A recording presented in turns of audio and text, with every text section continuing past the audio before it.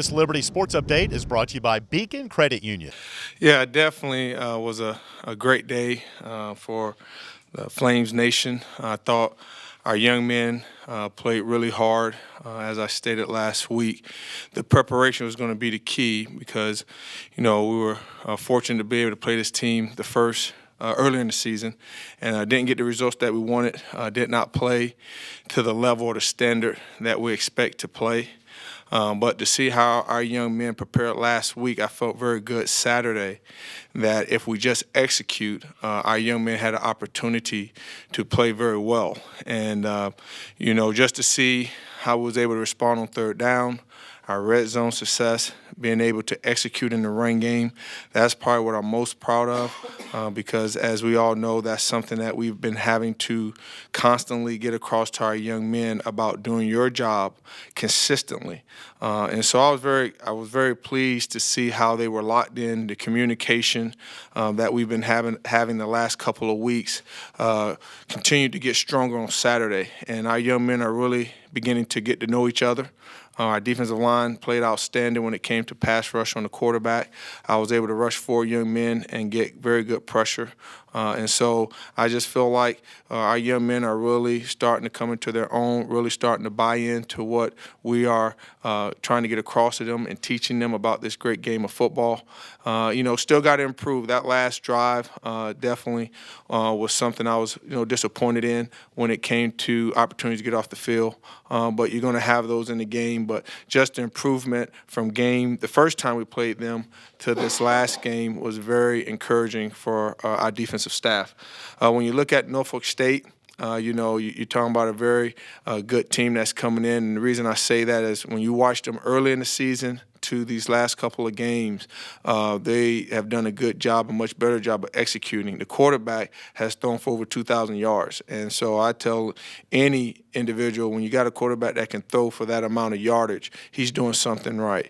He has 2 receivers, Marcus Taylor and Mr. Isaiah Winstead, who have shown that they can hurt you in the passing game if you're not doing your job. And, that's the thing that we're going to continue to get across to our young men is that we got to stay locked in for 60 minutes of football. They returned 4 offensive linemen. They utilized their tight end. It's been a while since we, seen a tight end being utilized, but they definitely do a good job of being able to use him not only in the backfield, but also out on the perimeter. So, game planning, we spent some good time yesterday trying to make sure we put together the right pieces of our calls to make sure we allow our young men to continue to play fast. So at this time, I'll take any questions. Coach Gill said that he really wanted to see back-to-back performances from the defense here this week. What does that look like for you? Well, continue to execute. When you put together a game plan, you always try to do a couple of things different, but you have to ask yourself, will it hurt our ability to execute at a high level? And so, I've been real pleased these last couple of weeks of trusting the process because our young men have been able to execute. And as Coach Gill said, that's going to be the challenge to our young men. We need to put together back-to-back of consistent defense. And I'm really excited about how our young men are approaching this week thus far, and that's what we got to get done. How much different do they look now as opposed to 2012 when you saw them then, and how much different will this game look compared to that?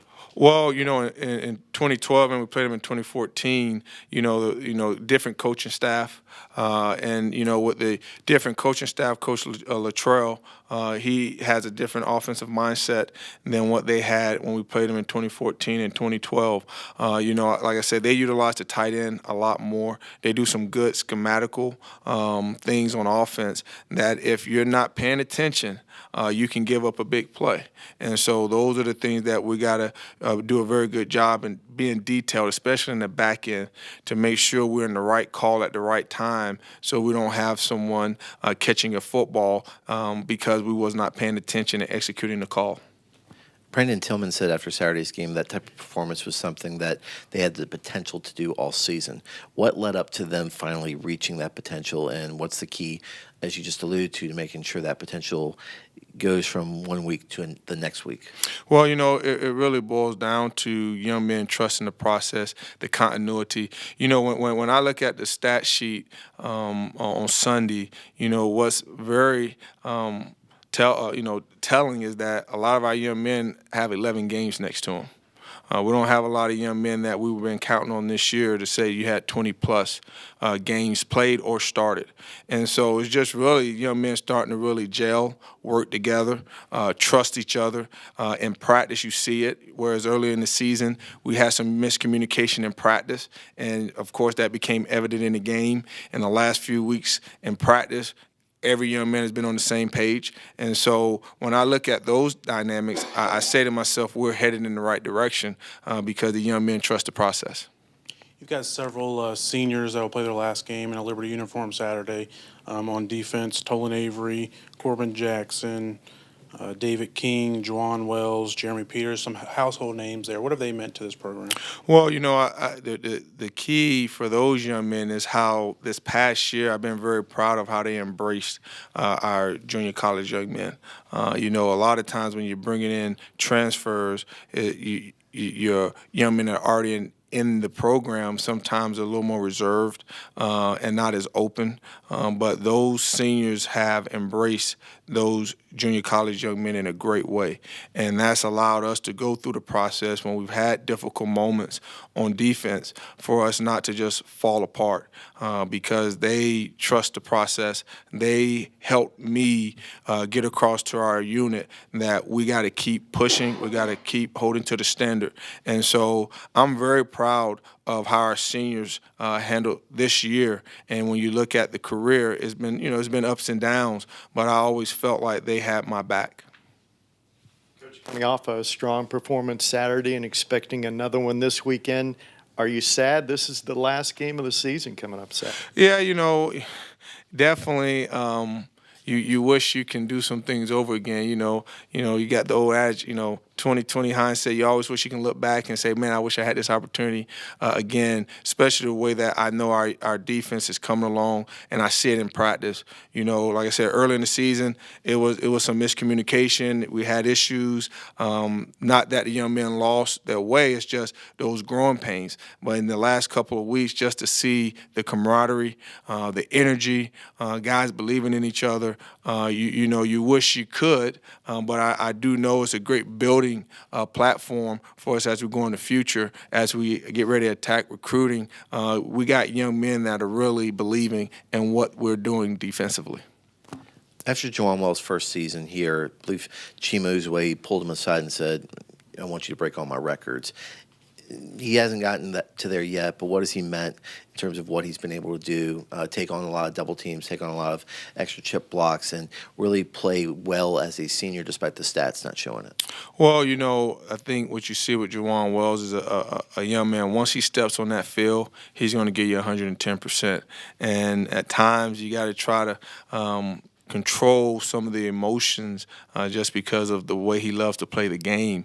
But one thing I've always appreciated about Juwan Wells is in practice, in a game, you knew he was going to lay it all out there. And so some of our young defensive linemen, Austin Lewis, even with Jesse coming on board, Juwan has done a great job of modeling how we go about our business, especially as a defensive lineman. And so he's definitely going to be missed. Season is coming to an end. You guys emphasize the importance and stress the importance of representing a positive brand, training champions for Christ. When you say training champions for Christ, the word training stands out in relation to you saying trusting the process. It's a journey. What advice would you give to students or anyone who's watching, or even athletes, your athletes, to trust the process? What does it take to trust the process? Well, I always look at the process as a word that a lot of people don't like. I've in my life have not liked it because we all have potential. God has given everybody potential, and I tell my young men, you got potential and then you got purpose. And how do you get from potential to purpose? It's the process. And in life, sometimes we don't like to take on the process. We just want to get to our goals. We want to get to becoming what we visualize.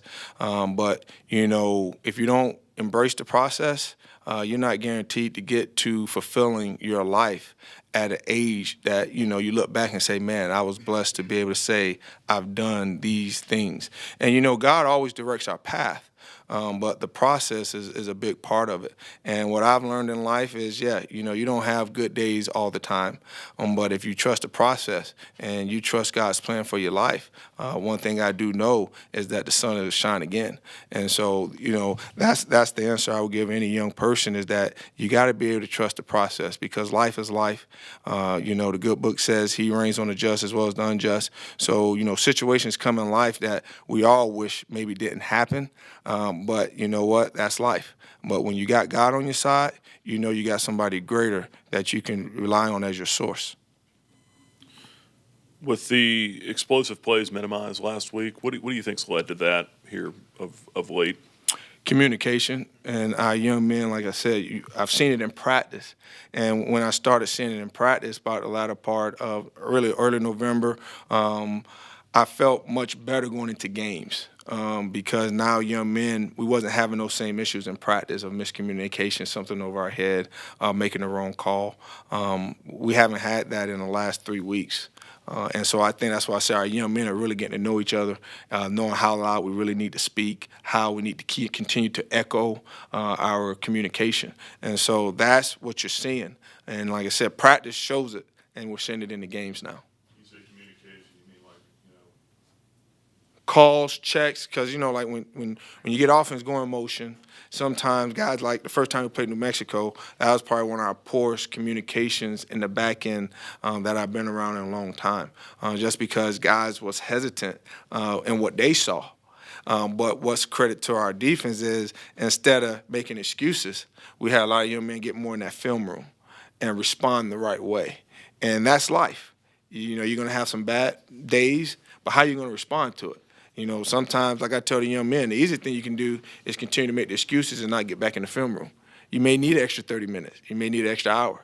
And that's what I saw a lot of our young men were willing to do to overcome some of the deficiencies that we showed early in the season. What would you say has improved as far as being a coach on the field? You can't go out there and help them. You can relay the call, and that's about all you can do. But who from September to now, Robert, has shown that maturity, that evolution in their verbal communication and maybe correcting some mistakes of somebody else might have made out there? Who are some of those guys that have verbally improved? I'm going to say Isaac Steele. From where he started in Old Dominion to the confidence that he has now is night and day. Elijah Benton, he's definitely improved, realizing he got to communicate louder. He's definitely done a great job with that. And then I'm going to say Solomon Ajayi. He's improved and trusting his ability to make our checks to help our defensive line out. We struggled that early in the season, but the way that he's continued to prepare himself and take in the volume of defense, and to see how he's been doing these last few games, like I said, he's responded the right way.